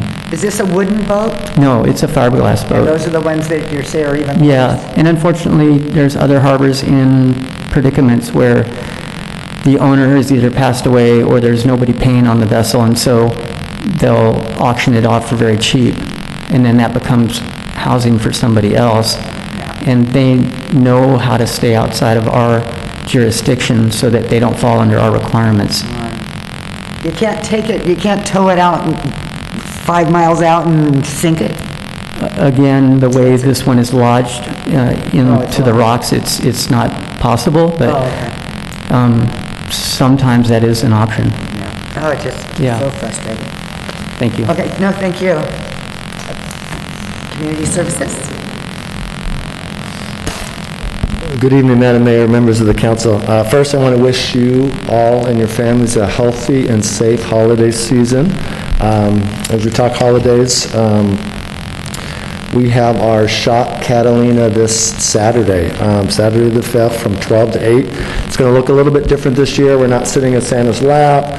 We're not going to be toasting marshmallows on Wrigley Stage. We're not going to be decorating trees together. We're not gathering for a tree lighting. But we are going to come out and we're going to support our Catalina businesses. So from 12 to 8, at Wrigley Stage, little vouchers will be available. They're not called vouchers, they are called discount cards. Be available for different participating retailers in the community for 10 to 25% off. Each of the retailers will be adhering to their own social distancing protocols and occupancy limits at their stores. Some of them will be offering raffles, throughout the day. So really encourage the community to come out and support these retailers. As we all know and we've discussed, are having a difficult time, for this holiday season. Rotary is also hosting a gingerbread decorating contest. My understanding as of this afternoon, there are a few gingerbread houses still left in town. There's 2 at Leo's, 2 at Island Breeze, and 1 at Seacrest Inn to be purchased. Seacrest Inn is gone. That one's gone, okay. And you're being asked to take them home, decorate them with your family, drop them off at the stage from 1 to 2. They're expecting 20-plus houses that'll be available for viewing in and around the stage area from 2 to 5. Awards will be given, and at 5 o'clock you'll pick up your gingerbread houses at that time. Come support. Interact Club will be out selling hot chocolate and popcorn, and the Saddle Club will be out selling See's candy. Don't forget businesses, and there'll be a business decorating contest, your storefronts as well as home decorating, and that needs to be done prior to judging. Judges will be going around at between 5 o'clock and 6 o'clock, and they've got great prizes for first, second, and third. I think first prize is a $100 gift card, so some nice prizes for that. And then lastly, there will be a visit with Santa Claus. Santa Claus and Mrs. Claus are going to be paraded through town thanks to the Avalon Fire Department. This will be from 3:30 to 4, down Front Street, maybe back Front Street again, up and down the flats, just wishing good cheer. And then Santa will be dropped off to the radio station, and we have a Talk to Santa, where you can phone into Santa, call in at 310-510-7469 from 4:30 to 6 o'clock on Saturday, and Santa will take your calls. So we're looking forward to that, something new to the program. And then throughout the day, tune into KSL 88.7. There'll be holiday music played throughout that. So that also we're hoping that the retailers will be airing that.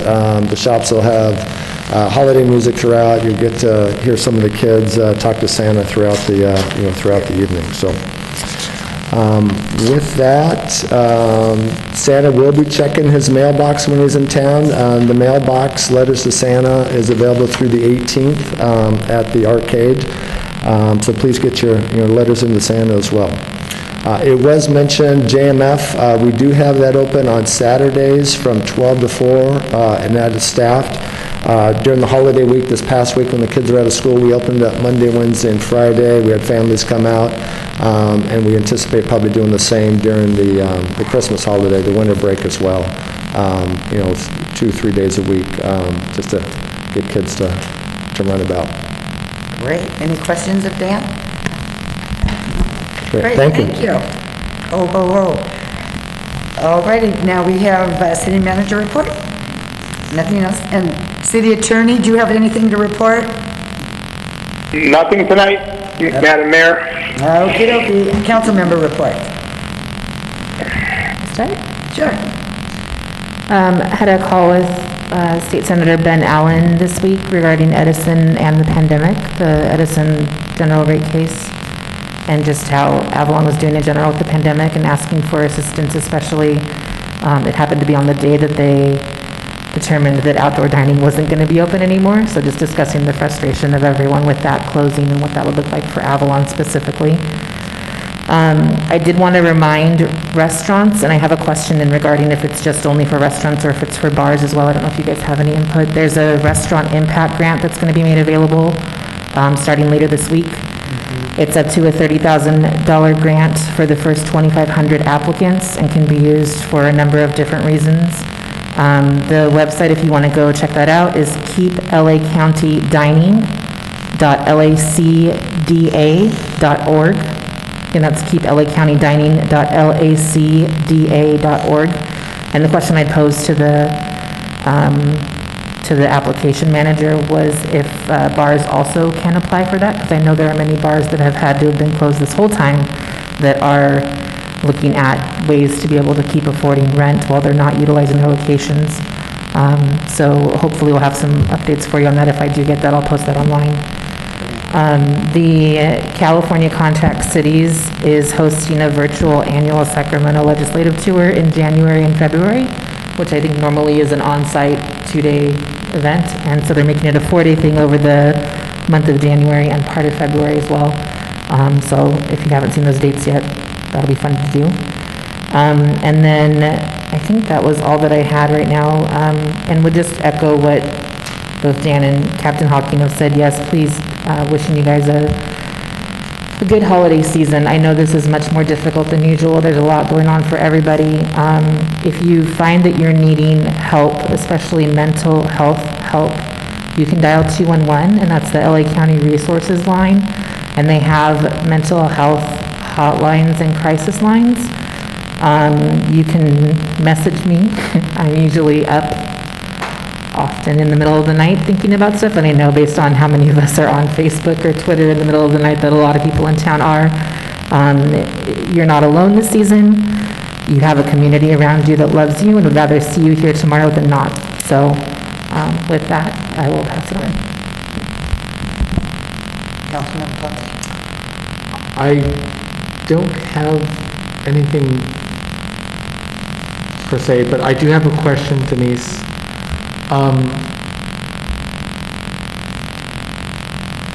The Atwater, do they have permission to stage their bikes on the sidewalk? Did you say the Atwater? Uh-huh.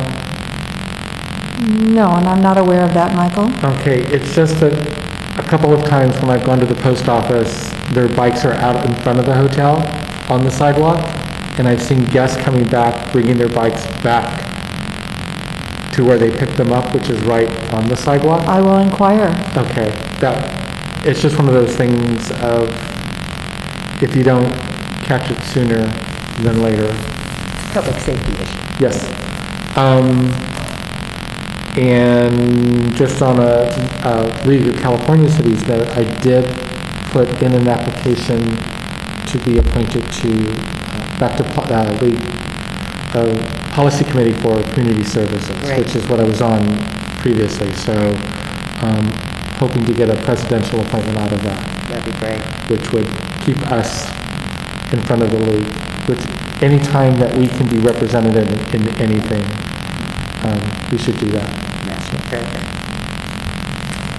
All I have to report is I had the same phone call or Zoom meeting with Senator Ben Allen, and same topics as Lisa, and so appreciated his time and energy, and that's all I have to report.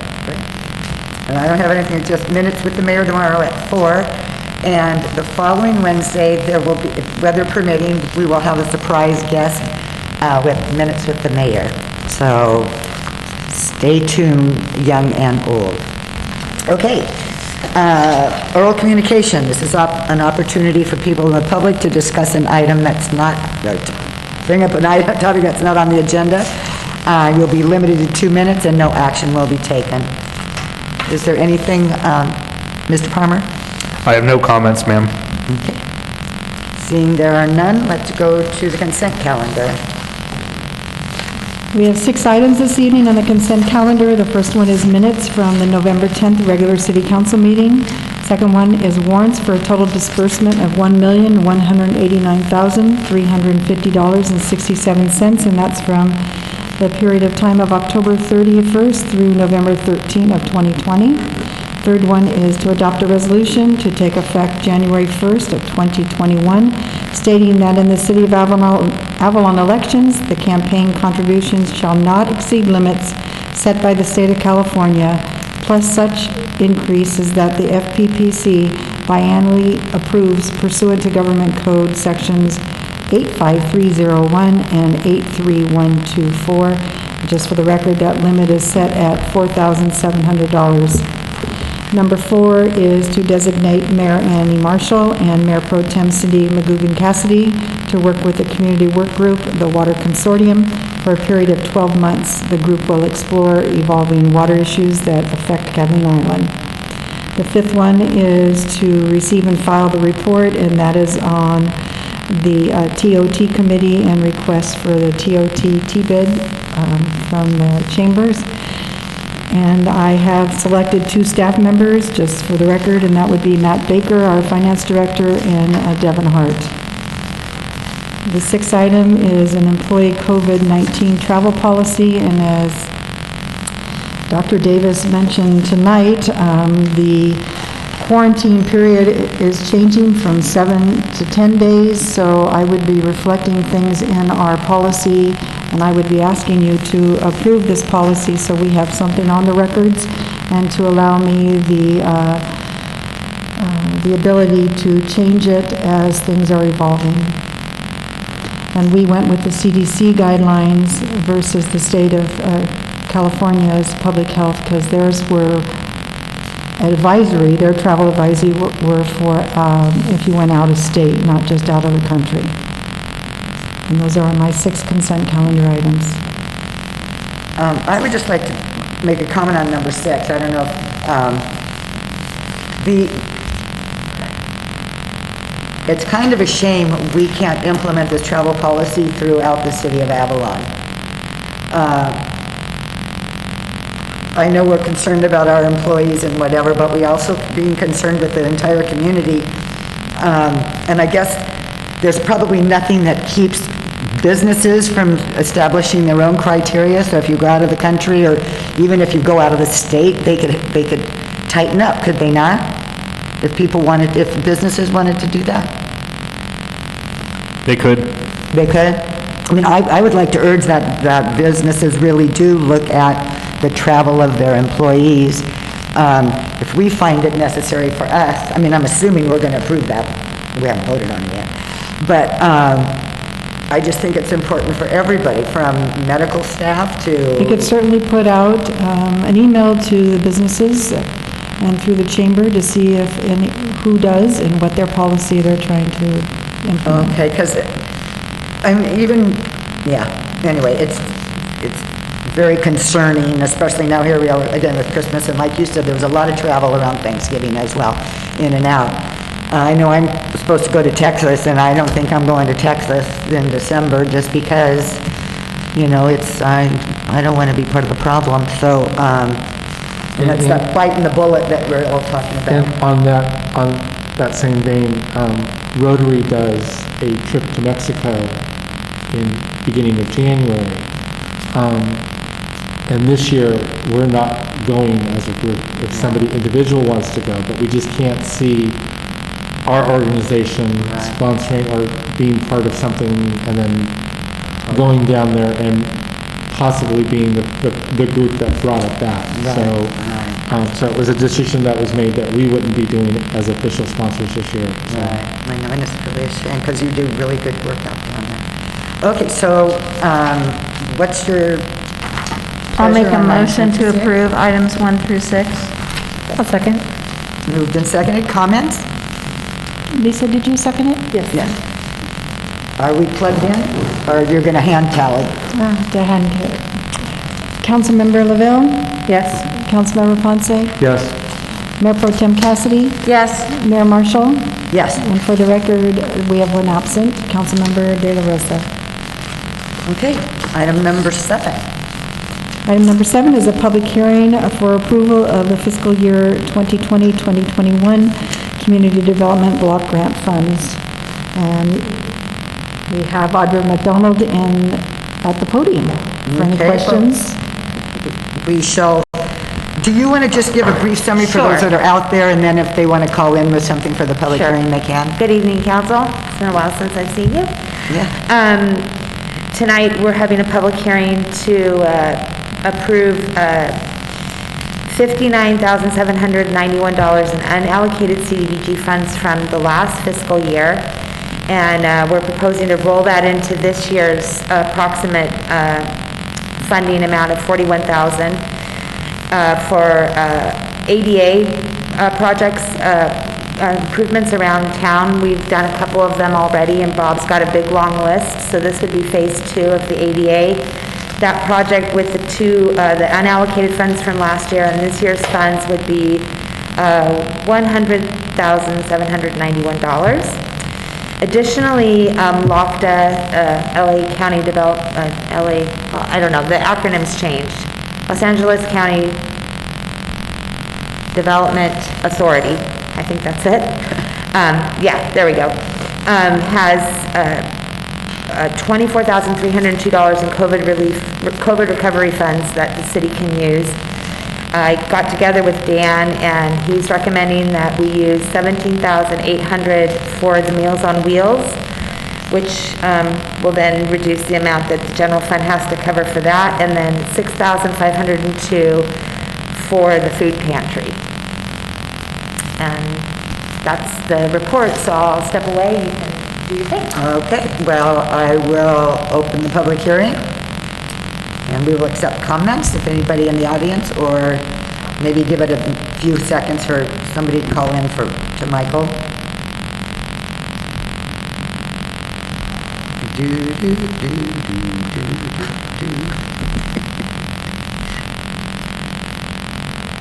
How long would it take somebody to actually respond, I wonder?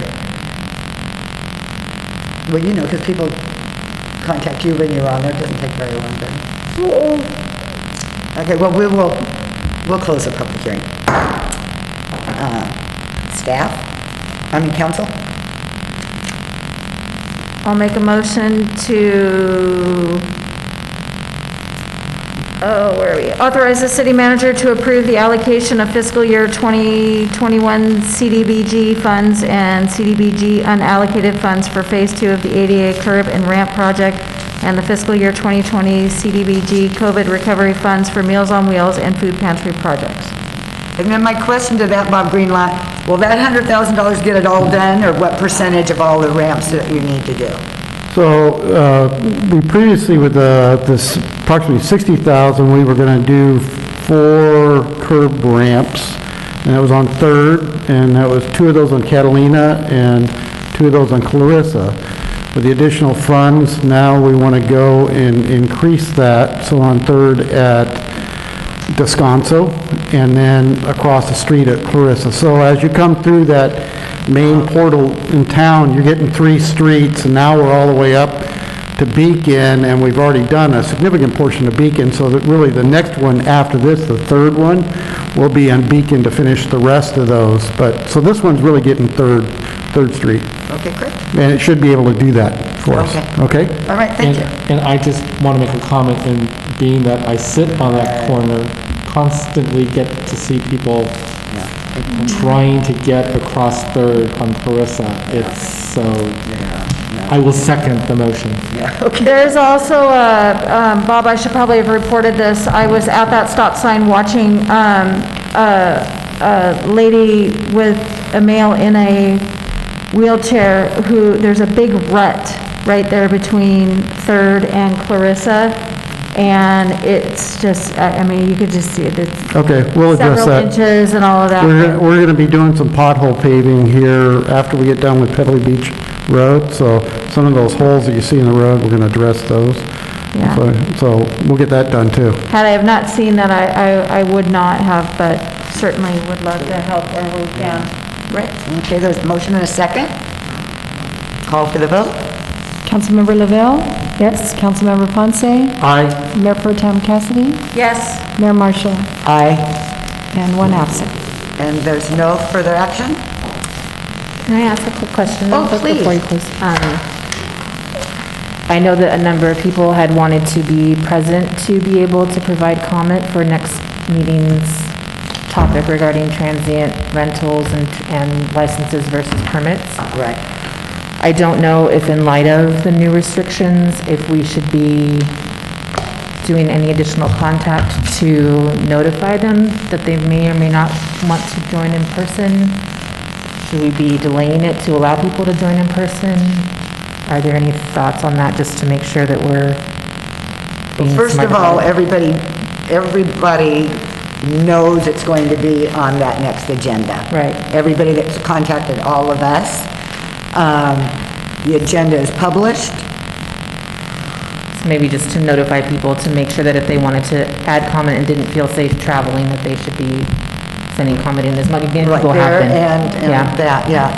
And it, like it says, if they look at the agenda in the, online, it tells them all the different ways to contact, you know, so, Just yeah, we'll making- just yeah, just reiterate. pointing it out. No, that's good. I mean, we do want their I think what their you're feedback. asking, Lisa, if I understand it correctly, is are we encouraging people to send letters versus come in person? Correct. Yeah. Because we can't have that kind of capacity in the chambers? Right. Okay, that's what I thought you were Yes. saying. And So, what, yeah, no, that's good. And what they might want to do, because I think a lot of these people are saying the same thing, if they had 1 or 2 people that wanted to be kind of I the agree with this spokespeople and person, come, yeah. and then say, and ditto that, you know, all these other people, something like that. Sure. Cool. Thank you. No, thank you. Okay. Good night, Tony. Meeting adjourned. night, Tony.